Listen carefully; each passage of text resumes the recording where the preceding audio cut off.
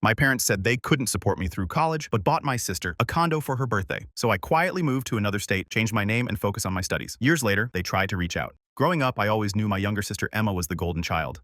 Emma was born when I was 3, and from day one, it was clear she could do no wrong. Emma was outgoing, charming, and had this natural ability to make everyone fall in love with her. I was quieter, more studious, and apparently less worthy of attention. The favoritism wasn't subtle.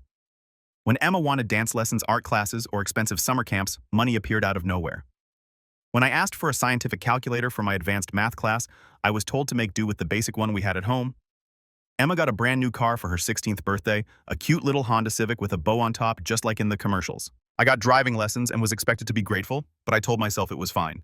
I was the academic one, the responsible one. I maintained a 4.0 GPA throughout high school, earned multiple scholarships, and got accepted to a prestigious university with a partial scholarship for their biomedical engineering program. My parents seemed proud in their distant way, but the praise always felt hollow compared to the genuine joy they showed when Emma scored a goal in soccer or landed a small part in the school play. The real wake-up call came during my senior year of high school. I was stressing about college finances because even with my partial scholarship, I'd need help with room and board, books, and living expenses. The engineering program was demanding, and working a full-time job alongside, it wasn't realistic if I wanted to maintain my grades. I sat my parents down in our living room one evening after dinner. Dad was reading the newspaper in his favorite recliner, and Mom was folding laundry on the couch. The TV was on in the background, some cooking show that Mom liked to have on for noise. "I need to talk to you both about college expenses." I began, my stomach churning with anxiety. Dad looked up from his paper with an expression I'd seen before. That slightly annoyed look he got when practical matters interrupted his evening routine. "Sarah, we've discussed this," Mom said without looking up from the towel she was folding.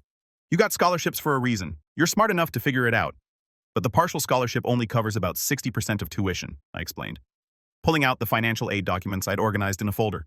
"With room and board, books, lab fees, you'll need to get loans." Dad interrupted, his voice carrying that final tone that meant the discussion was over. "Work more hours at the grocery store. You're 18 now, Sarah. You're on your own financially. It's time you learn to be independent." The words hit me like a slap. On my own financially. I felt something cold settle in my chest, but I nodded and went to my room. I spent that night applying for additional loans and calculating how many hours I'd need to work to make ends meet. The math was brutal, but I made it work. I always did. College was harder than I'd expected, not academically, but financially and emotionally. I worked 25 hours a week at the campus bookstore, took out substantial loans, and lived off ramen noodles and peanut butter sandwiches.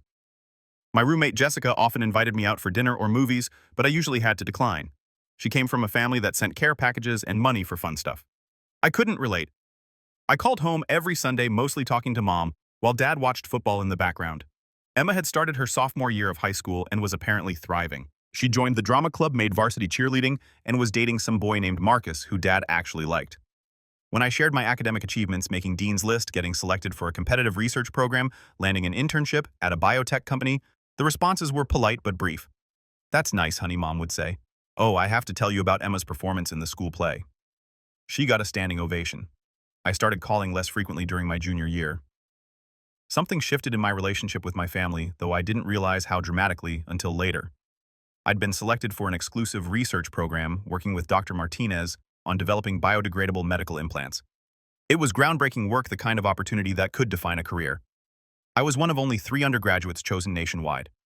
When I called home with the news, genuinely excited for the first time in months, Mom's response was lukewarm. "That sounds very time-consuming, Sarah. Are you sure you're not taking on too much?" I tried to explain the significance, how this could lead to graduate school opportunities, potentially even early admission to PhD programs, but I could hear Emma laughing in the background about something, and Mom kept getting distracted. "Well, as long as you're happy," she said finally. "Oh, Emma just got asked to prom by the sweetest boy. We're going dress shopping this weekend." I hung up, feeling more alone than ever. That's when I made a decision that would change everything. I stopped trying to compete for their attention. I stopped calling every week. I focused entirely on my research, my studies, and building relationships with people who actually valued what I was doing. Dr. Martinez became a mentor, and my research partners Kevin and Lisa became close friends. For the first time in my life, I felt like I belonged somewhere. I was so absorbed in my work that I almost missed the family group text that changed everything. It was a Saturday morning in October of my senior year. I was in the lab early running tests on our latest prototype when my phone buzzed with a message from Emma in our family group chat. "Guys, I can't believe it." Romantic face emoji. "How's emoji?" Sparkles emoji. Then came the photos. Professional-looking shots of a beautiful 2-bedroom condo with granite countertops, hardwood floors, and a balcony overlooking a lake. The furniture was all new, a plush sectional sofa, a dining table that probably cost more than I spent on food, in 6 months, a bedroom set that looked like it came from a magazine. My phone kept buzzing with messages. Emma, Mom, and Dad surprised me for my 21st birthday. I'm officially a homeowner. Party popper emoji, house with garden emoji, 2 hearts emoji, Mom, our baby girl deserves the best. So proud of you, Emma. Smiling face with hearts emoji. Dad, hope you love it, sweetheart. You've earned it, Emma. I can't stop crying happy tears. Thank you, thank you, thank you. Best parents ever. Heart emoji. Heart emoji. Heart emoji. I stared at my phone in the empty lab, the silence broken only by the hum of equipment and the distant sound of my own breathing. A condo. They'd bought Emma a condo for her 21st birthday. I scrolled through message after message of congratulations, heart emojis, and photos of Emma posing with a giant bow stuck to the front door. The same parents who told me I was on my own financially had just purchased their younger daughter a home that probably cost more than my entire college education. I sat there for 20 minutes just staring at the messages. Nobody had asked where I was or why I wasn't responding. In a family group chat celebrating a major milestone, my silence went completely unnoticed. That's when something inside me broke. Not broke like shattered, broke like when you finally stop trying to force a key into the wrong lock. I was done. I didn't respond to the group chat. I didn't call to congratulate Emma or ask my parents how they'd suddenly found money for a condo when they couldn't help with my textbooks. I simply turned off my phone and went back to work. That weekend, I made a series of decisions that I knew would define the rest of my life. First, I scheduled a meeting with Dr. Martinez to discuss graduate school options. Not just any graduate school programs that would take me far from home, preferably with full funding and research opportunities that aligned with my growing expertise in biomaterials. Second, I started looking into changing my legal name and address records to ensure that my future achievements wouldn't be easily traced back to my family. I didn't want them riding my coattails when convenient while ignoring me when it wasn't. Third, I began documenting everything about my research in meticulous detail. Something told me it was going to be important. Dr. Martinez was incredibly supportive when I explained my situation, though I kept the family drama to a minimum and focused on my academic goals.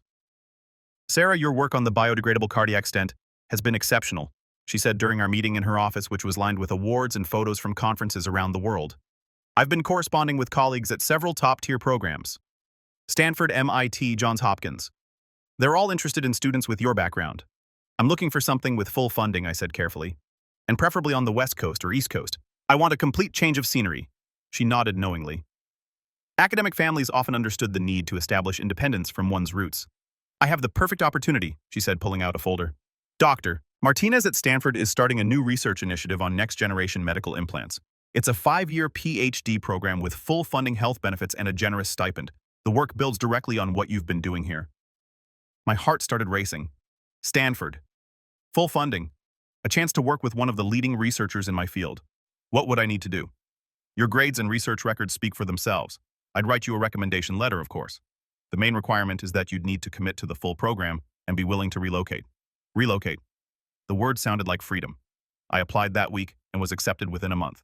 Full fellowship research assistantship and a stipend that would actually allow me to live comfortably while pursuing my PhD. For the first time in years, I felt like someone believed in my potential. The hardest part was not telling my family. I wanted to. Part of me wanted to call home and share the incredible news, to hear pride in my parents' voices, to feel like their daughter again. But every time I picked up the phone, I remembered the condo photos and Emma's excitement and my parents' easy generosity when it came to their favorite child. Instead, I finished my senior year quietly. I graduated summa cum laude with highest honors, but I didn't invite my family to the ceremony.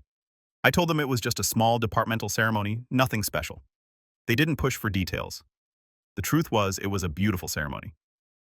Dr. Martinez gave a speech about the future of biomedical engineering, and I was recognized for my undergraduate research contributions. My lab partners Kevin and Lisa were there, along with several professors who had mentored me. It felt perfect without the complication of family drama. 2 weeks after graduation, I packed everything I owned into my beat-up Honda and drove to California. I left a note for my roommate Jessica, forwarded my mail to my new address, and updated my emergency contacts to list my undergraduate advisor Dr. Rodriguez instead of my parents. I didn't tell my family I was moving until I was already gone. The text I sent was brief. Started a PhD program at Stanford. New phone number is number. New address is address. We'll be pretty busy with research for the next few years. The responses were immediate and exactly what I expected. Mom, Stanford, why didn't you tell us you were applying? We would have helped you move. Dad, congratulations, honey. That's a big step. Call us when you get settled. Emma, O-M-G, Sarah. That's amazing. California is so cool. Romantic face emoji. I didn't respond. I was done with the performance of being a grateful daughter. Stanford was everything I dreamed it would be. Dr. Martinez's lab was cutting edge. My fellow graduate students were brilliant and driven, and the resources available for research were mind-blowing. For the first time in my life, I was surrounded by people who were as passionate about scientific discovery as I was. My research focused on developing smart biomaterials that could adapt to different conditions in the human body. It was complex, challenging work that required long hours and complete dedication. I loved every minute of it. Dr. Martinez was an incredible mentor. She built her reputation on innovative approaches to biomedical materials, and she encouraged me to think beyond conventional solutions. I also loved the distance from my family physically and emotionally. My parents called occasionally, usually on holidays or my birthday. The conversations were polite but surface level. They'd ask how school was going. I'd give brief updates. They'd share news about Emma's latest adventures. She'd graduated from college with a degree in communications and was working at a marketing firm back home.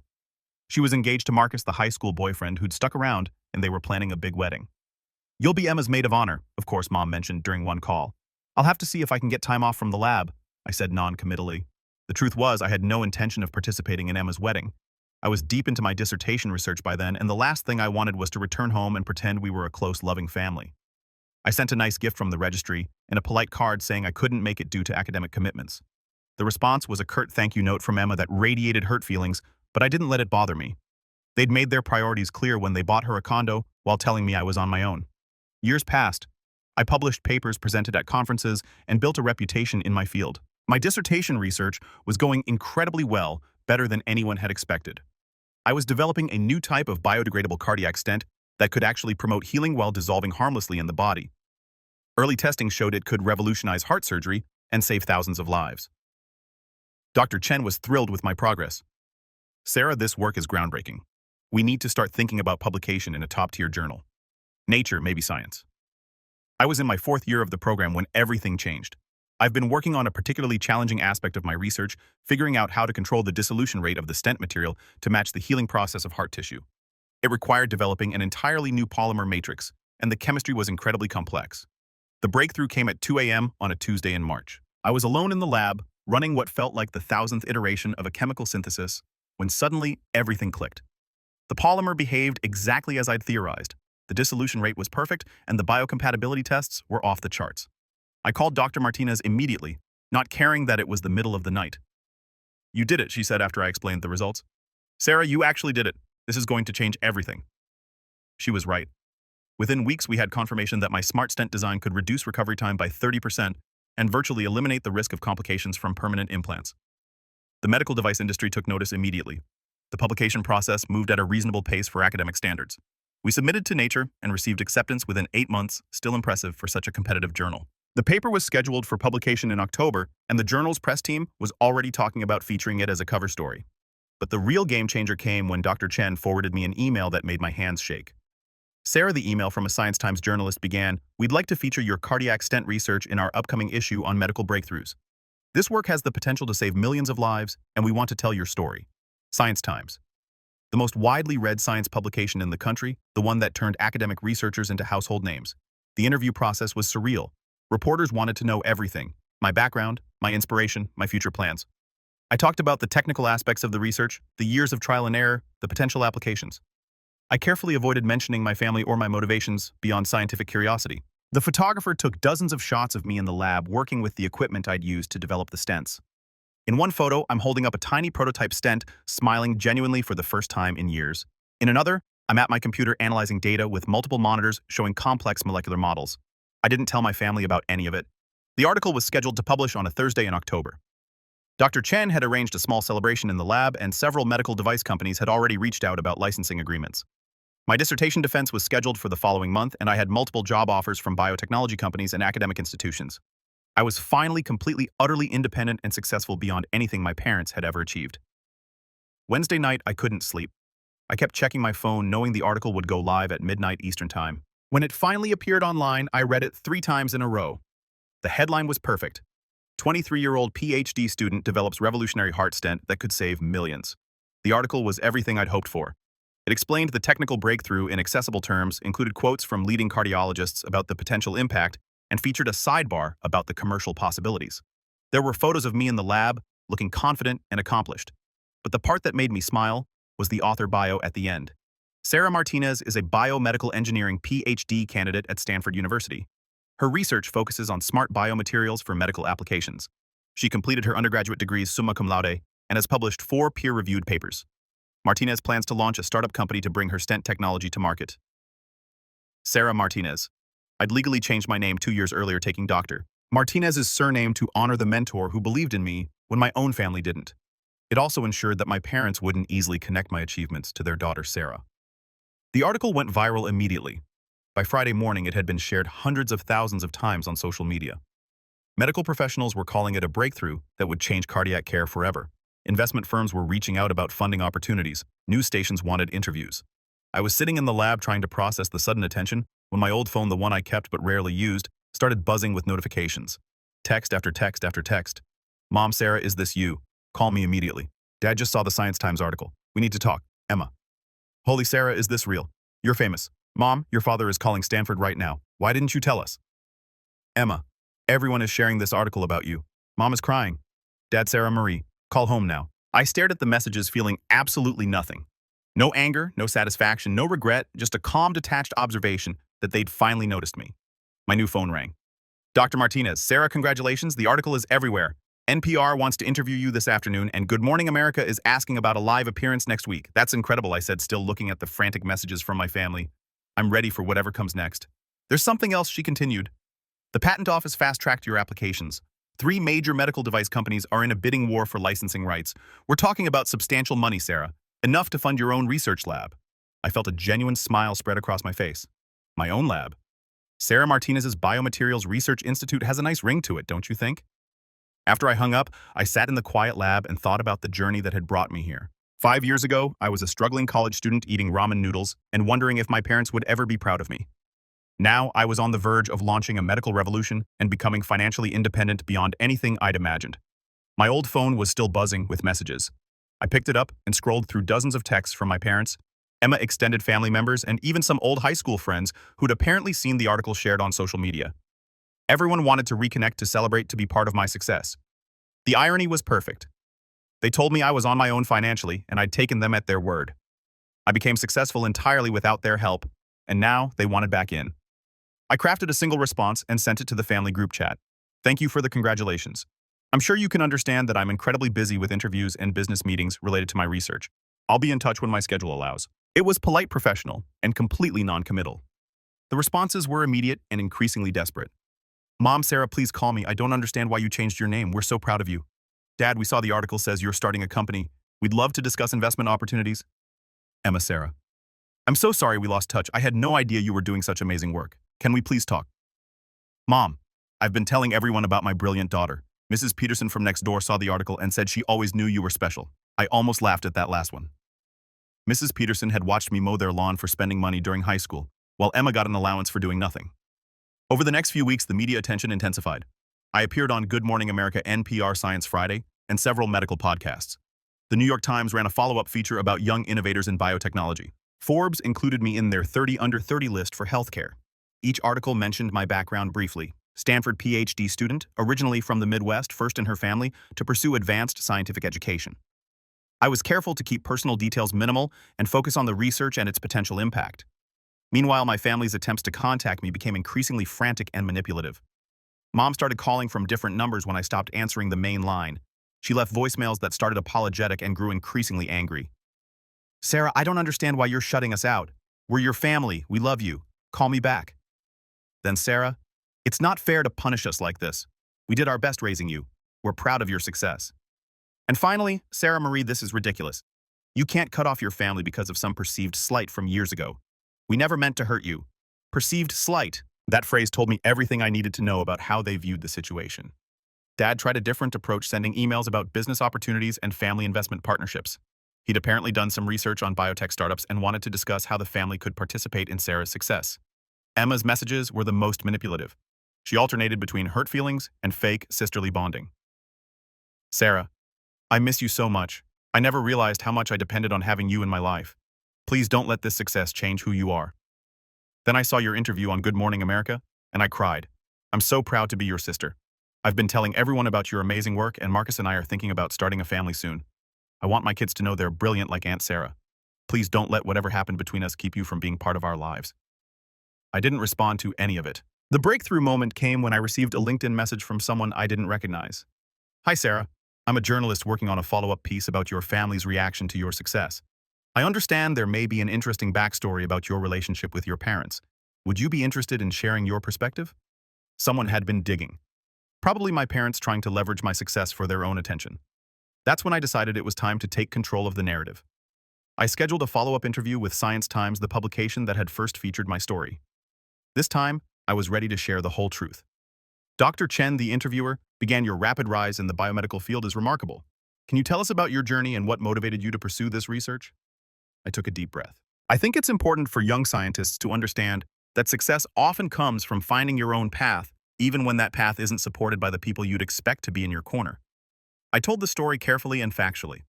I explained how I'd been told I was on my own financially for college while my parents purchased my sister a condo.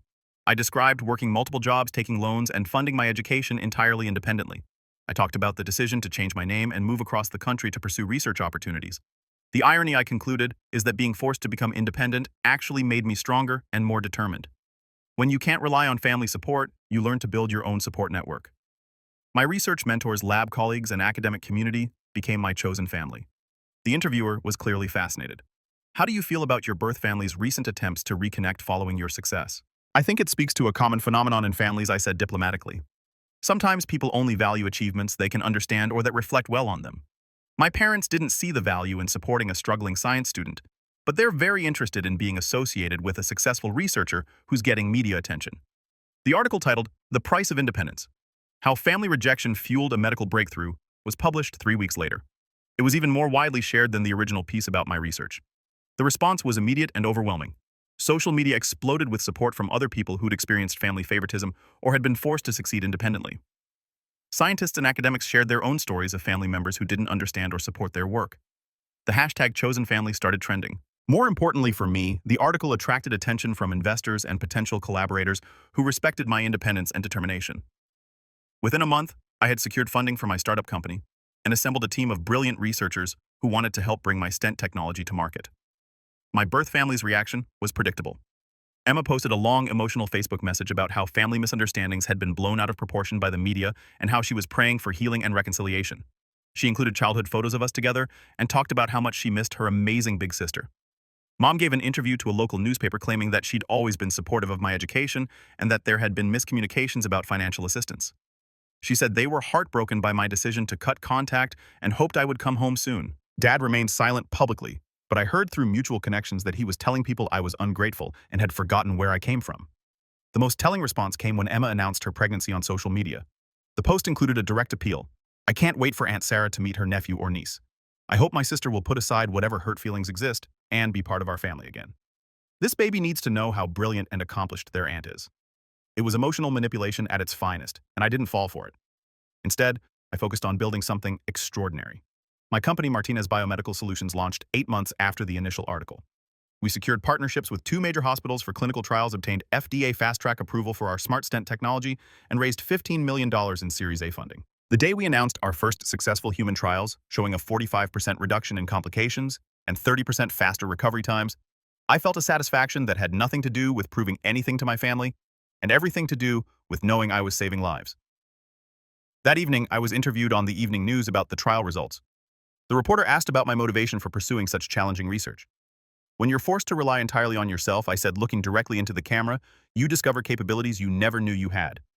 Every obstacle becomes an opportunity to prove that you're stronger than the circumstances that tried to limit you." I never mentioned my family directly, but anyone who'd followed my story understood the message. The success continued. Our stent received full FDA approval and began saving lives immediately. Major medical centers around the world started implementing our technology. I was invited to speak at international conferences and was offered positions at prestigious research institutions.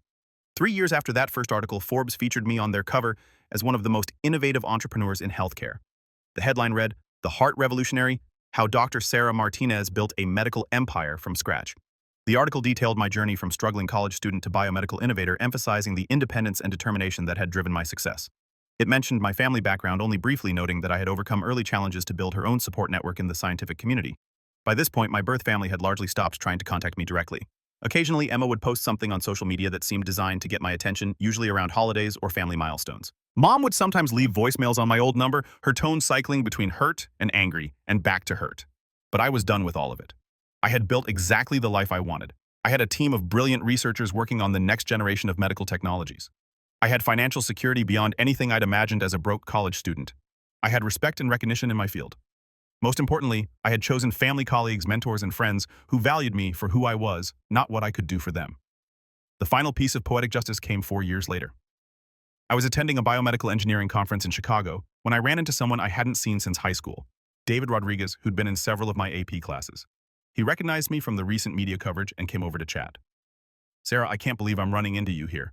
I saw your Forbes cover story. That's incredible what you've built." We talked for a few minutes about our careers. He was working as a research engineer for a pharmaceutical company. And then he mentioned something that made me pause. "I actually saw your parents a few months ago at the grocery store back home. They were telling Mrs. Peterson all about their daughter, the famous scientist. Your mom showed her pictures from your magazine articles on her phone." I raised an eyebrow. "Really?" "Yeah." She was going on and on about how proud they are and how they always knew you'd do something amazing. She said they're planning to visit you in California soon to see your labs. I almost laughed. "That's interesting." David looked confused by my reaction. "Wait, are they not actually planning to visit?" "David," I said carefully, "I haven't spoken to my parents in over 5 years. They have no idea where I work or live." His face went through several expressions as he processed this information. Oh, oh wow. She was acting like, she seemed so proud and involved. "I'm sure she was," I said. People often take credit for successes they had nothing to do with.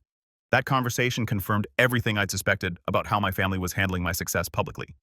They were basking in reflected glory, telling everyone who would listen about their brilliant daughter, conveniently omitting the part where they'd written me off and told me I was on my own.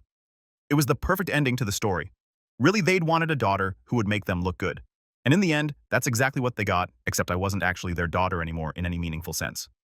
I was Dr. Sarah Martinez, successful entrepreneur and medical innovator, who happened to share some DNA with people who had never believed in her potential. The last message I received from any of them was a Facebook message from Emma last Christmas. "Sarah, I know you probably won't read this, but I wanted you to know that I tell my son about his Aunt Sarah all the time. I show him pictures of you from magazines and tell him how smart and successful you are. I hope someday you'll meet him. He'd be so lucky to know you. I love you, and I'm sorry for whatever I did to lose you." I read it once and then deleted it. The truth is, I don't feel angry anymore. I don't feel hurt or rejected or like I'm missing out on family connections. What I feel is grateful. My parents did me the biggest favor of my life when they told me I was on my own financially. They forced me to become independent, to build my own support network, to rely on my own capabilities. Without that rejection, I might have stayed close to home, accepted mediocrity, and never pushed myself to achieve something extraordinary. Emma got a condo for her 21st birthday. I got the motivation to change the world. I think I got the better deal. Today, I'm 30 years old. I run a company that's valued at over $75 million. Our medical devices have been used in over 15,000 surgeries worldwide. I own a beautiful home in Palo Alto, drive my dream car, and travel internationally for conferences and speaking engagements. More importantly, I'm surrounded by people who chose to be in my life because they value who I am and what I contribute. My team at the company feels like family. My research collaborators from around the world are friends I genuinely enjoy spending time with. Dr. Martinez, who I now call by her first name Linda, is like the mother I never had. Someone who believed in my potential even when I didn't believe in it myself. Sometimes I wonder if my birth family sees my success and regrets their choices. I wonder if they understand that their rejection wasn't just a missed opportunity to support me, but a missed opportunity to be part of something meaningful and groundbreaking. But mostly I don't think about them at all. I'm too busy building the future. Update. A lot of people have been asking if I ever plan to reconcile with my family. The answer is no. And here's why. Reconciliation requires acknowledgement of wrongdoing and genuine change. What I've seen from my family is public posturing, emotional manipulation, and attempts to benefit from success they did nothing to support. Real family isn't about shared DNA. It's about showing up, believing in each other, and supporting each other through difficult times. My chosen family has done that consistently.